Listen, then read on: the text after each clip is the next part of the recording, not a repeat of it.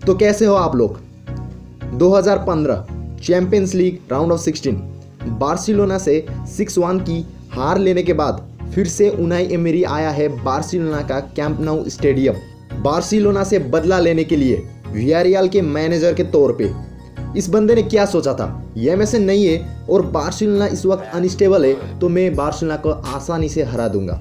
पर नहीं, क्योंकि 17 साल का बार्सिलोना का उभरता सितारा अंसु फाती, उसने कह दिया कि मैं अभी हूँ यहाँ, मैं अभी जिंदा हूँ, मैं अभी उभरता सितारा हूँ, मेरा दौर आ रहा है।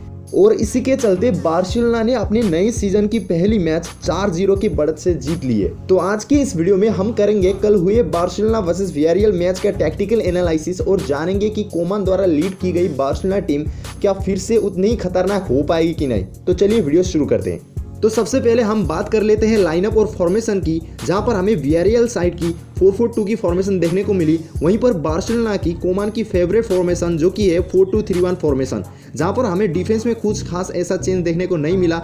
हमारे गोलकीपर के पोजीशन में थे नेटो, वहीं पर हमें डबल पिवोट में डियोंग और बुस्केट्स देखने को मिले। वहीं पर अटैकिंग मिडफील्डर के पोजीशन में कुटिनो, राइट में मेस्सी, लेफ्ट में फाती और सेंटर फॉरवर्ड के पोजीशन में हमें ग्रीजमैन देखने को मिले। हालांकि मेस्सी ने राइट से स्टार्ट किया था, पर उन्होंने तुरंत ही फॉल्स 9 का रोल अडेप्ट कर लिया, जिसकी वजह से ग्रीजमैन थोड़ा हमें राइट में देखने को मिले। वहीं पर कुटिनो लेफ्ट और सेंट्रल में बैलेंस बनाकर खेल रहे थे।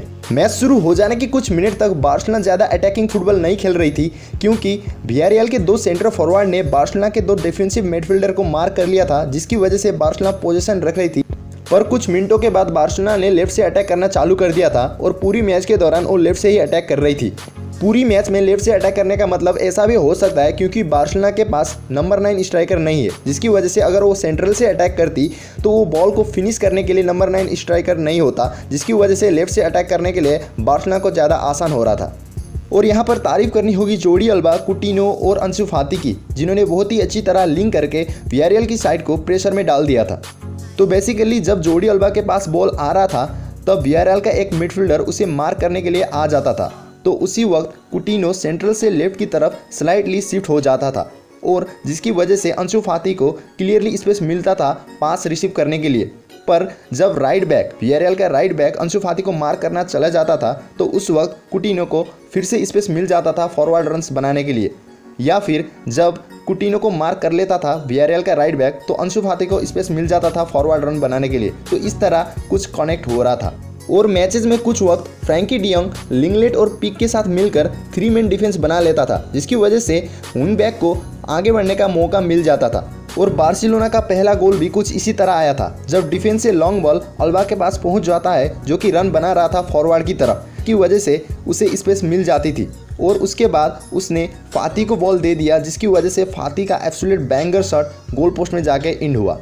और कोमान का दूसरा हथियार है फास्ट ट्रांजिशन, जो कि हमें दूसरी गोल में देखने को मिला, जो कि पहले गोल मारने के 4 मिनट बाद आ चुका था। तो पहले अटैक आया था वियारियल की तरफ से, जिसका बॉल रोकने के लिए बार्सिलोना की डिफेंस कामयाब हो पाई। उसके बाद पिक ने पास कर दिया बॉल कुटिनो को, और कुटिनो के पास बहुत सारी स्पेस थी मिडफील्ड में और अटैकिंग में भी बहुत सारे ऑप्शन थे, पर कुटिनो ने पास कर दिया अंसु फाती को, जिसके पास बहुत सारा स्पेस था बॉल को अटैक करने के लिए। और अंसु फाती ने कोई गलती ना करते हुए बॉल को तांग दिया गोल पोस्ट में, जिसकी वजह से बार्सिलोना ने लीड कर ली 2-0 से। और बाद में हमें अंसु फाती की बॉक्स के अंदर बहुत ही अच्छी रनिंग देखने को मिली, जिसको इंटरसेप्ट करते वक्त बार्सिलोना को पेनल्टी मिली और 3rd गोल मार दिया मेस्सी ने। इस मैच में वियारियल की सबसे बड़ी गलती थी उनकी मिडफील्ड और विंग बैक्स। मिडफील्ड में वियारियल ज़्यादा ही कमज़ोर थी, जिसकी वजह से मिडफील्ड में बार्सिलोना ने बहुत ही डोमिनेट किया था। और क्योंकि बार्सिलोना ज़्यादा लेफ्ट से अटैक कर रही थी तो वियारियल भी ज़्यादा लेफ्ट में ही फोकस कर रही थी। इसकी वजह से राइट में रॉबर्ट रोज ज़्यादा ही फ्री हो गए थे, पर उनके पास ज़्यादा बॉल ही नहीं पहुंची, और अगर पहुंची भी तो उसे अच्छी तरह से हम राइट चांस में कन्वर्ट नहीं कर पाए।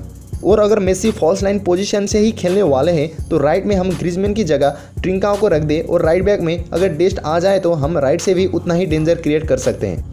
और अगर हम बार्सिलोना की डिफेंसिव फोर्सेस की बात करें तो फॉरवर्ड में मेस्सी और ग्रीजमैन वियारियल की डिफेंस को प्रेस कर रहे थे, जिसकी वजह से गोलकीपर को लॉन्ग बॉल देना पड़ रहा था अपने मिडफील्डर को। और मिडफील्ड में क्योंकि कुटिनो अटैकिंग मिडफील्डर थे, इसकी वजह से 2 वर्सेस 1 सिचुएशन बन रहा था, जिसकी वजह से बुस्केट्स को थोड़ा आगे आने का ज़रूरत पड़ रहा था। और उस वक्त डियोंग दोनों वियारियल के सेंट्रल फॉरवर्ड के मिड पोजीशन में हो जाते थे, पर वियारियल का एक सेंटर फॉरवर्ड डीप ड्रॉप हो जाता था, जिसकी वजह से उसे स्पेस मिल जाती थी दूसरे सेंटर फॉरवर्ड को पास करने के लिए। और वो अपने विंग बैक को लेफ्ट में पास कर देता था। और क्योंकि वीआरएल के विंग बैक उतने अच्छे नहीं थे, इसलिए क्रॉसेस भी अच्छे नहीं जा रहे थे, इसलिए बार्सिलोना को थोड़ी राहत मिली। और थोड़े बॉल जो कि अच्छे आ रहे थे उसे पीक ने बहुत ही अच्छी तरह डिफेंड कर दिया था। हालांकि ये मैच बार्सिलोना जीत गई, पर अभी भी बार्सिलोना में कुछ प्रॉब्लम है। जैसे कि कल के मैच में हमें नजर आया बुस्केट्स काफ़ी स्लो है, वो ज़्यादा रिकवर नहीं कर पाते और मेन मार्क करने के लिए उन्हें काफ़ी वक्त लग जाता है। पर बाद में प्यानिच ने बुस्केट्स को सब्स्टिट्यूट किया, जिसके बाद उन्होंने बहुत ही अच्छा परफॉर्मेंस दिया था।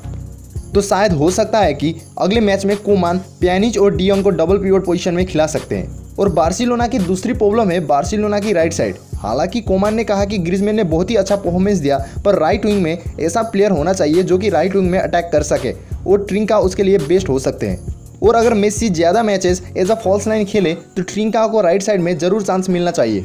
और ये था हमारा कल के मैच के ऊपर छोटा सा मैच एनालिसिस। तो अगर आपको ये वीडियो पसंद आया तो इस वीडियो को लाइक कर दीजिए, और ऐसे ही फुटबॉल से रिलेटेड वीडियो हिंदी में देखने के लिए हमारे चैनल को सब्सक्राइब करके साइड का बेल आइकन जरूर प्रेस कर देना। तब तक के लिए थैंक यू फॉर वॉचिंग।